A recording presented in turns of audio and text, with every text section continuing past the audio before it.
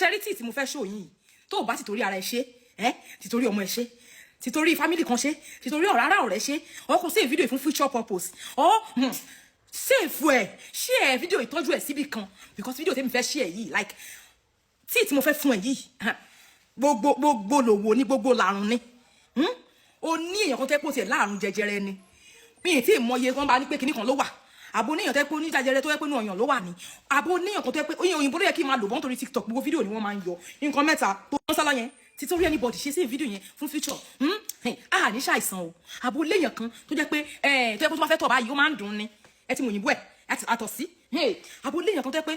infection tó ń bá jà gan kò tiẹ̀ ń kò lórúkọ ẹ̀yin kan tẹ́ pé ó ní UTI náà ní ẹ mọ̀ náà ẹ mọ̀ àwọn kíní infection tẹ́ pé ó máa wọra tẹ́ pé ó máa ti lògùn kò ní lọ àwọn stubborn kíní tẹ́ pé kò sí ohun tẹ́ lè lò sí pàápàá jùlọ bí jẹjẹrẹ tí mò ń mẹ́nu bà yín ẹ mọ̀ orú ẹ̀ àrùn jẹ̀dọ̀jẹ̀dọ̀ ní o jọkànjọkàn ní o jọyànjọyàn ní o wọ́n ní pé ó tẹ̀ wá lọ operation ní o pàápàá jùlọ tíkùn tó máa ní ó ní kíní kan kùn ní ó ní ò jẹ́ kó lóyún ẹ ti mọ nǹkan tẹ́ máa ní níkùn yẹn kọ́ mẹ́ta tẹ́ ní ìdílé ewé lélẹ̀ ṣẹ́rí ewé ṣàfṣàfù ni ẹ ti mọ̀ ewé ṣàfṣàfù òun náà ń pè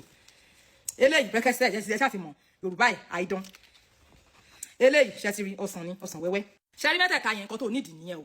ó bá gbọ́ ó ṣóòkì ìbàjẹ́ máa TikTok tó tẹ̀kẹ́lé ìdáhùn nǹkan mẹ́tẹ̀ẹ̀ta báwo lè ṣe fẹ́ wà lò ọ̀nà bẹ́ẹ̀ ṣe lè gbà ọ̀nà kan ṣo náà lè máa gbà lè gbà make remedy yìí báwo lè ṣe máa ṣe ṣẹ́rí plant yìí ewé ṣàfṣàfù ìfẹ́ lóyìnbó ẹ̀ ni o ti bẹ́ẹ̀ bá mọ́kàn tó ń jẹ́ bẹ́ẹ̀ máa sọ fún comment section torí TikTok ewé ṣàfṣàfù yìí la máa ń pè ní Yorùbá eléyìí ọsàn wẹ́wẹ́ pẹ̀lú Yorùbá eléyìí àìdán kò sẹ́ni tí ó bá fẹ́ ra àìdán yẹn ẹ mẹ́sàn pé mi ọkùnrin tó akọ ní kẹ́ra o àìdán oríṣiríṣi ẹ mẹ́sàn pé àìdán yẹn akọ òun ní kẹ́ra tẹ́ ẹ bá gẹ́ẹ̀tì akọ yẹn mo lè mí ní tí mò ń ta akọ ní kẹ́ra kẹ́ bá ní akíní o wọ́n fẹ́ kó jẹ́ kó kún ṣí àgbo yìí sílé o lè wá fídíò yín gbà kan kó má padà rí mọ́ o torí ó ṣóòkì tó bá ti wá gẹ́ẹ̀tì mẹ́tẹ̀ẹ̀ta yẹn kí ló máa wá fi ṣe àwa mú eléyìí wàá bù dáadáa níwọ̀n bá ti rà torí ìgbà eléyìí kìíní scarce ò lè rí everywhere mo dẹ̀ ń tà náà tó bá ti bu díẹ̀ yá ṣan dáadáa kò sí pot tí èyí tẹ́ pé èèyàn tẹ gbọ́dọ̀ máa mú ni kódà kó má ti ní nǹkan kan lágbo ọ̀rọ̀ káìsàn kankan má ti ba ìjà ó máa tún ó kò ní jẹ́ káìsàn kankan mú ẹ Yorùbá òun kò ní jẹ́ káìsàn mú ẹ rárá ṣé wàá rí lè yí ẹ̀ wá gé méjì ṣé rí ìtẹ́ bá fi mọ̀ pé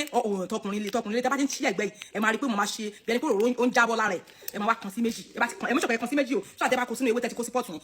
gbogbo kíní inú ara yẹn òróyìn alẹ́ gbogbo nǹkan tó yẹ kó yọ flavour ara yẹn alẹ́ ráyè jọ sínú ewé yẹn ṣé wàá rí láìmù yẹn slice ẹ̀yọ kan ṣo péré lẹ nídìí ṣe slice ẹ̀yọ kan ṣo yẹn mọ́ṣọ̀kẹ́ fún omi inú ẹ̀ náà dànù ẹ má fún sínú kẹ́kàn fún ẹ lè mú mi inú ẹ̀ ṣé bá ṣáà tó bá kù yẹn lẹ fẹ́ jù sínú ọtẹ fẹ́ sè ẹ wá bomi sí wá sí tẹ́ bá ti wá sè kí ló wá kù ẹ sí ìvẹ̀ ni ẹ máa 100 ml láàárọ̀ àti lálẹ́ ẹ bá ti fẹ́ sùn torí mi tó fẹ́ sọ nítorí àwọn sípítọ̀ kódà kó láàrùn kò gbóògùn ẹ ṣáà ti mọ̀ tó ń trend nísìn àrùn kò gbóògùn ó tún lérò èròjà ẹyọ kan ṣo tó máa fi kún ní ìfẹ́ sọ̀rọ̀ jù àrùn agbára màrùn tí ò gbóògùn táwọn mọ̀ tó ń trend láti àbẹ́kúta tó ń trend nísìn ó tún kèrè jẹ́ ẹyọ kan ṣo tó máa fi kún kíní tí mo jẹ sọ yìí ó bá lọ pa kọ́lá ṣe test wọ́n máa dúpẹ́ ọlọ́run déwé àtẹ ìbò ẹ ṣe website wa tó máa wà available láìpẹ́ yìí gbogbo àwọn ìwé ìmọ̀ báyìí fi sí ìmọ̀ shop ẹ̀ bẹ́ẹ̀ kí lẹ̀ ń sọ yìí and don't forget to share this video and save it for future purpose ní ṣàárẹ̀ o torí àwọn nǹkan tá à ń jẹ àwọn nǹkan tí à ń jẹ so please save this video o lè ní kò ní kọ̀ọ̀kọ̀ kan ní tẹ́pọ̀ mọ̀ wà á lè sì lo fídíò yìí láti fi ṣe wọn láàánú yes and I will see you in my next one bye.